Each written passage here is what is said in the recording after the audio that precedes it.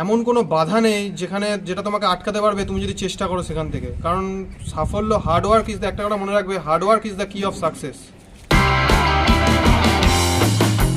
যে মানুষ পরিশ্রম করে তাকে আটকানোর কোনো ক্ষমতা নেই, ভগবানও পারে না তাকে আটকাতে।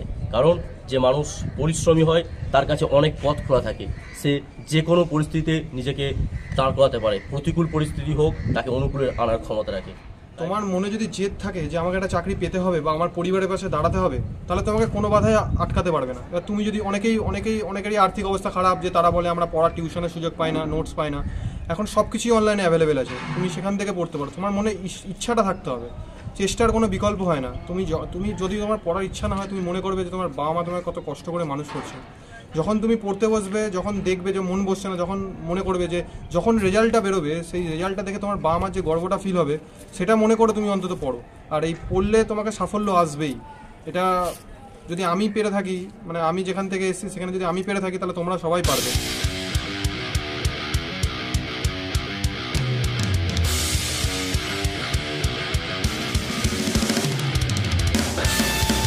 আর যার ইন্টারভিউ নেব সে মাত্র 21.5 বয়স, মানে 21.5 বছর বা 22 বছরের মতো বয়স। এই 22 বছর বয়সে একজন পুলিশ অফিসার হিসাবে জয়েন করেছে, ওয়্যারলেস অপারেটর হিসাবে। তারই আজ ইন্টারভিউ নেব। তার জীবনের স্ট্রাগেল, ব্যর্থতা, এত কম বয়সেও কিভাবে তিনি নিজেকে প্রতিষ্ঠিত করেছেন একজন অফিসার হিসাবে, সেই সমস্ত বক্তব্য তার কাছে আমরা শুনে নেব। তো আসুন, অরূপ মণ্ডল, অসংখ্য ধন্যবাদ এই একটা মস্ত বড় পরীক্ষায় সাফল্য লাভ করার জন্য। তুমি অনেক স্ট্রাগেল নিয়ে বড় হয়েছো, আমি শুনলাম একটু আগে। তো দর্শকদের শোনাও সেই ছোটবেলার স্ট্রাগল স্টোরি, ছোটবেলা থেকে আজ তুমি একটা বড় অফিসার, সেই অফিসার হওয়ার গল্পটা যদি শোনাও। গল্প নয়, বাস্তবে এটা তোমার জীবনে ঘটেছে আমি জানি। তো দর্শকদের একটু জানাও। তো আমার নাম অরূপ মণ্ডল, আমি একজন ওয়্যারলেস অপারেটর হিসেবে এখন পিটিএস সালুয়াতে ট্রেনিং করছি।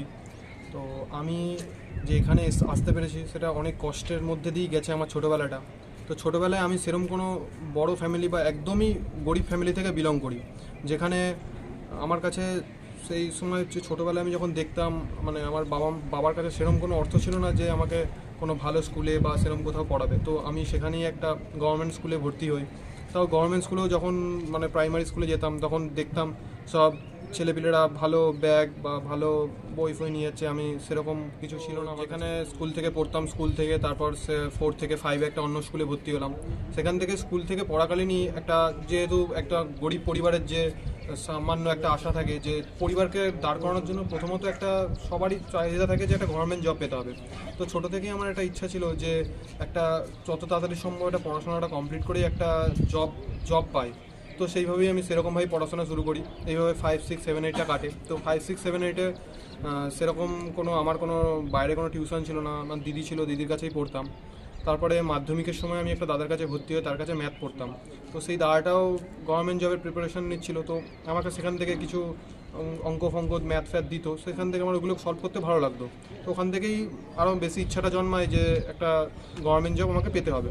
তারপরে 11-12 সায়েন্সে ভর্তি হই, সেখানে সায়েন্স নিয়ে পড়ার পরে দেখলাম সেই সময় 2019 সাল নাগাদ দেখলাম যে মানে জেনারেল লাইনে পড়ে সেরকম কোনো আমি তাড়াতাড়ি চাকরি পেতে পারবো না। এদিকে আমার চাকরির খুব প্রয়োজন ছিল যেহেতু একটা পরিবারের একটা ইনকামের দরকার ছিল। কারণ মানে আমার বয়স হচ্ছে, তো পরিবারকে চালানোর জন্য একটা কোনো ইনকামের তো প্রয়োজন। তো আমি সেখান থেকে আমার জামাইবাবু যিনি আছেন উনি বললেন যে তুই ডিপ্লোমাটা কর কিছু একটা সাবজেক্ট নিয়ে, তারপর সেখান থেকে গভর্নমেন্ট জব না পাস রেলওয়ে ফেলওয়ে বেরোয়, তারপরে তুই একটা প্রাইভেট কোম্পানিতে অন্তত জবটা তো করতে পারবি।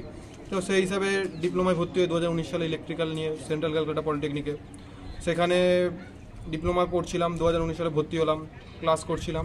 তো হট করে সেই সময় লকডাউন আসে। সেই লকডাউনের আগে কিছু পরীক্ষার ফর্ম বেরোয়, সেখানে ফার্স্টে ইচ্ছা ছিল আমার যে তাড়াতাড়ি চাকরি পাওয়ার ক্ষেত্রে ডিফেন্স লাইনই একমাত্র ভালো উপায় হবে তাড়াতাড়ি। তো সেই বুঝে আমি হালকা মাঠের প্রিপারেশন নেওয়া স্টার্ট করি। প্রথম দিকে মাঠে যাই, তারপরে বিভিন্ন পরীক্ষার ফর্ম বেরোয়, SSCGD, WAP constable, WP wireless. তো সব পরীক্ষারই ফর্ম ফিল আপ করি এবং সেই সময় লকডাউন চলে আসে। লকডাউনের মাঝেই পরীক্ষার প্রিপারেশন নিতে থাকি বিভিন্ন অনলাইন ক্লাসেস থেকে, ইউটিউব দেখে। তো সেখান থেকে প্রিপারেশন নেওয়ার পরে সেই সময় আসে একটা বড় বিপর্যয় আমার জীবনে। তো আমি যখন মাঠে প্র্যাকটিস করতে যাই, তখন একটা গর্তে কোনো ভুলবশত আমার কোনো গর্তে পা পড়ে আমার পায়ের যে ACL লিগামেন্টটা আছে সেটি হালকা ছিঁড়ে যায়। তো তখন থেকেই মনটা পুরো ভেঙে যায়, কারণ যেহেতু ডিফেন্সে যেতে গেলে শরীর ফিট হতে হয়। তো আমার পায়ের যেহেতু অবস্থা একদমই খারাপ হয়ে যায়, তো আমি ডাক্তার দেখাই, তো ডাক্তার বলে যে তোমার পা তো আর ঠিক হওয়া সম্ভব নয়, কারণ লিগামেন্টে একবার চোট লাগলে সেটা সহজে সারে না বা সারেই না। তো সেখান থেকে প্রায় এক বছর খানি আমি বাড়িতে বসেছিলাম, বাড়ি থেকে বেরোতে পারতাম না, পা নিয়ে শুয়ে থাকতাম সারাদিন। সবাইকে দেখতাম সবাই মাঠে দৌড়াচ্ছে, হয়তো ভেবেছিলাম যে আমার দ্বারা আর মানে যে চাকরি পাওয়া সেটা হয়তো আর হবে না ডিফেন্স লাইনে, তো মনটা পুরো ভেঙে যায়। তো এর পরবর্তীকালে আমি বিভিন্ন অন্যান্য এক্সাম যেমন CHSL এইসব এক্সামের প্রিপারেশন নিতে থাকি, অন্যান্য যে SSCর এক্সামগুলো বেরোয়। তো তার মাঝেই সেই সময় ওয়্যারলেসের এক্সাম বেরোয়। তো সেই সময় আমি ওয়্যারলেসের ফর্মটা ফিল আপ করি এবং প্রিলিটা দিই। প্রিলিটা দেওয়ার পরে প্রিলিটা দিয়ে এসেছি, সেরকম কোনো আশা ছিল না। প্রিলিটা মোটামুটি ভালোই হয়েছিল। তারপরে প্রিলিটা দেওয়ার পরে অনেক দিন পরেই, প্রায় 6-7 মাস পর হঠাৎ করে রেজাল্ট বেরোয়। তখন আমার পায়ে লাগা আছে, আমি মানে হাঁটতে সেরকম পারি না বা দৌড়াতেও সেরকম পারি না। তো ওয়্যারলেসের রানটা দেখলাম, যেহেতু 800 মিটার রান আছে, 3 মিনিটে কমপ্লিট করতে হবে। তো চারদিকে ডাক্তারকে দেখালাম, যে ডাক্তারকে জিজ্ঞেস করলাম যে আমি কি আর দৌড়াতে পারবো আর কোনোদিনও? তো ডাক্তার বললো যে হ্যাঁ অবশ্যই পারবে, যে তুমি যদি এখন থেকে একটু প্র্যাকটিস করো বা পায়ের আবার একটু দৌড়ানো হালকা হালকা স্টার্ট করো, তুমি কমপ্লিট করতে পারবে। তো সেখান থেকে আরও মোটিভেশন পেলাম যে না, দৌড়াতে হবে। তো সেই সময় মে মাসে আমার মাঠটা পড়েছিল। মে মাসে অনেক গরম পড়ে, আর আমার একটা অ্যাডমিট কার্ড যেখানে দিয়েছিল সেখানে লেখা ছিল যে দুপুরবেলা রান হবে। তো আমি শরীরকে সেইভাবে তৈরি করছিলাম যে সকালবেলা আমার গিয়ে তো এখন আর ওরমভাবে তো প্রথম থেকে স্টার্ট করা সম্ভব নয়, কারণ বেশি দিন ছিল না, 1 মাস মতো ছিল। তো আমি সেই 10টা নাগাদ যখন মাঠ পুরো ফাঁকা হয়তো, রোদ বেরোতো, তো সেই সময় গিয়ে আমি মাঠে অন্তত 800 মিটারটা করে দিতাম, যে দেখতাম কেমন টাইম আসছে। তো মাঠে মোটামুটি যাই হোক একটু করে পারতাম, প্রথম দিকে পারতাম। তারপরে নেক্সট 15 দিন মোটামুটি ভালোই পারছিলাম, যে আমার টাইমে এসে যাচ্ছিল। তারপরে এরকম চিরাচরিত সময় দেখলাম যে আমার টাইমে এসে যাচ্ছে। তো সেই দিন এলো মাঠ পাস করার দিন। মাঠের দিন যায়, মাঠে যখন যেখানে লাইন বসেছিল সেই লাইনে দাঁড়িয়ে তখন শুনছিলাম সবাই যে তাদের সব মাঠ কমপ্লিট, কেউ এই সময় মানে তখন অনেক তেমন একটা মানে কনফিডেন্ট ফিল করছিলাম না। তারপরে সে মাঠে যাই, মাঠে গিয়ে যখন দৌড়ানোটা স্টার্ট হয় তখন আমার বুকটা কেমন ধরপড় করছিল। যখন স্টার্ট হলো তখন মনের ভিতরে একটাই চলছিল যে এত কষ্ট করলাম যখন, মাঠটা অন্তত পাস করতে হবে। তো এই বিষয়ে আমি যথেষ্ট চেষ্টা করলাম যে সেই দুপুরের ভেতরে মাঠে দৌড়াতে যাই। সেই দৌড়ানোর লাস্ট পাকে আমি দৌড়ানোর জন্য যাই না, আমার মাথাটা ঘুরে গেছিলো বা কিছু হয়েছিল। তো ওখানে একটা টাইমিং থাকে, সো টাইমিং আমি দেখি যে আমার আর টাইম নেই, আমার 1 সেকেন্ড বা 2 সেকেন্ড বাকি যেত। সেখান থেকে আমি লাফ মেরে দিই যে আমাকে মাঠটা কমপ্লিট করতে হবে। তো সেই বুঝে আমি লাফ মেরে দিই। তো লাফ মারার ফলে আমার হাত পা কেটে যায়।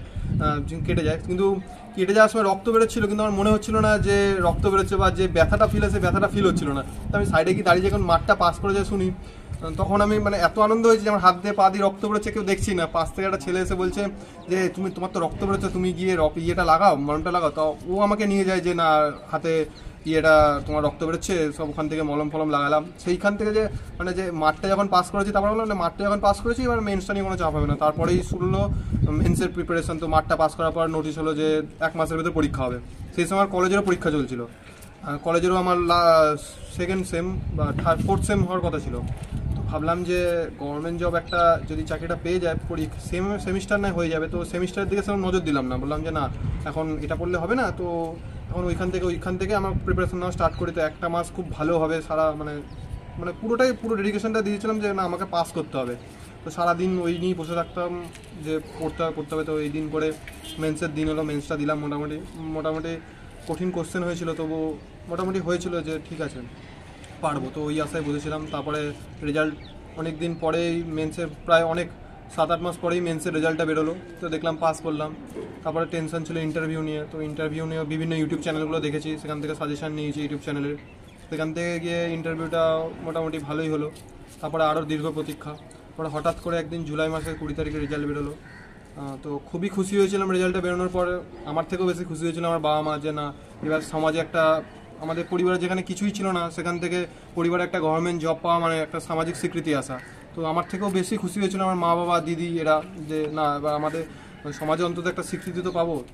এখন তো তুমি জানো অনেক ছেলেই এখন এই পরীক্ষায় প্রিপারেশান নিচ্ছে, অনেক ওয়েস্ট বেঙ্গল পুলিশ, যে কোনো পুলিশের পরীক্ষায় বা যে কোনো সরকারি চাকরির পরীক্ষার জন্য প্রিপারেশান নিচ্ছে।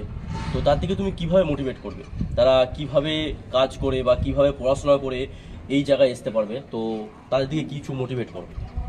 আমি প্রথমত একটাই কথা বলবো, তোমার মনে যদি জেদ থাকে যে আমাকে একটা চাকরি পেতে হবে বা আমার পরিবারের পাশে দাঁড়াতে হবে, তাহলে তোমাকে কোনো বাধায় আটকাতে পারবে না। এবার তুমি যদি অনেকেরই আর্থিক অবস্থা খারাপ, যে তারা বলে আমরা পড়ার টিউশনের সুযোগ পাই না, নোটস পাই না, এখন সব কিছুই অনলাইনে অ্যাভেলেবেল আছে, তুমি সেখান থেকে পড়তে পারো। তোমার মনে ইচ্ছাটা থাকতে হবে, চেষ্টার কোনো বিকল্প হয় না। তুমি যদি তোমার পড়ার ইচ্ছা না হয়, তুমি মনে করবে যে তোমার বাবা মা তোমার কত কষ্ট করে মানুষ করছে, যখন তুমি পড়তে বসবে, যখন দেখবে যে মন বসছে না, যখন মনে করবে যে যখন রেজাল্টটা বেরোবে, সেই রেজাল্টটা দেখে তোমার বাবা মার যে গর্বটা ফিল হবে, সেটা মনে করে তুমি অন্তত পড়ো। আর এই পড়লে তোমাকে সাফল্য আসবেই। এটা যদি আমি পেরে থাকি, মানে আমি যেখান থেকে এসেছি সেখানে যদি আমি পেরে থাকি, তাহলে তোমরা সবাই পারবে। এমন কোনো বাধা নেই যেটা তোমাকে আটকাতে পারবে, তুমি যদি চেষ্টা করো সেখান থেকে। কারণ সাফল্য, হার্ডওয়ার্ক ইজ দ্য, একটা কথা মনে রাখবে, হার্ডওয়ার্ক ইজ দ্য কি অফ সাকসেস। সত্যি হার্ডওয়ার্ক ইজ দ্য কি অফ সাকসেস। যে মানুষ পরিশ্রম করে তাকে আটকানোর কোনো ক্ষমতা নেই, ভগবানও পারে না তাকে আটকাতে। কারণ যে মানুষ পরিশ্রমী হয় তার কাছে অনেক পথ খোলা থাকে, সে যে কোনো পরিস্থিতিতে নিজেকে দাঁড় করাতে পারে। প্রতিকূল পরিস্থিতি হোক, তাকে অনুকূলে আনার ক্ষমতা রাখে। তাই প্রত্যেকটি স্টুডেন্টকে বলবো, নিজের মধ্যে যে পোটেনশিয়ালিটি রয়েছে সেটা বিচার করো, সেটাকে বুঝো, প্রতিদিন এমসিকিউ প্র্যাকটিস করো, প্রতিদিন ভালো ভালো বই পড়ো। এই সমস্ত যখন তুমি প্র্যাকটিস করবে, নিজের মধ্যে একটা আত্মবিশ্বাস আসবে যে আমি পারি। এও পেরেছে, মাত্র 22 বছর বয়সে দেখিয়ে দিয়েছে যে কিভাবে একজন অফিসার হওয়া যায়, একজন বড় পুলিশ অফিসার হওয়া যায়। সেরকম তোমরাও পারবে, ঠিক আছে? তাই সবসময় মনে রাখবে, practice makes a man perfect. সবসময় চেষ্টা করে যেতে হবে, একদিন পারফেক্ট হবেই। আজ এ হয়েছে, পরের দিন দেখবে তুমি হবে, পরের দিন হয়তো আমার চ্যানেলে তুমি এসে ইন্টারভিউ নেবে। এইটার জন্যই আমরা আজ বসে আছি। আজকে আমি কেন ইন্টারভিউ নিচ্ছি? কারণ যাতে তোমরা মোটিভেট হয়ে পড়াশোনা করো এবং একটা মস্ত বড় অফিসার হয়ে নিজেকে পরিচয় দাও। কারণ বাবা মাও তোমার জন্য বসে রয়েছে তোমার সাফল্যের জন্য। ওকে, অসংখ্য ধন্যবাদ। ওকে।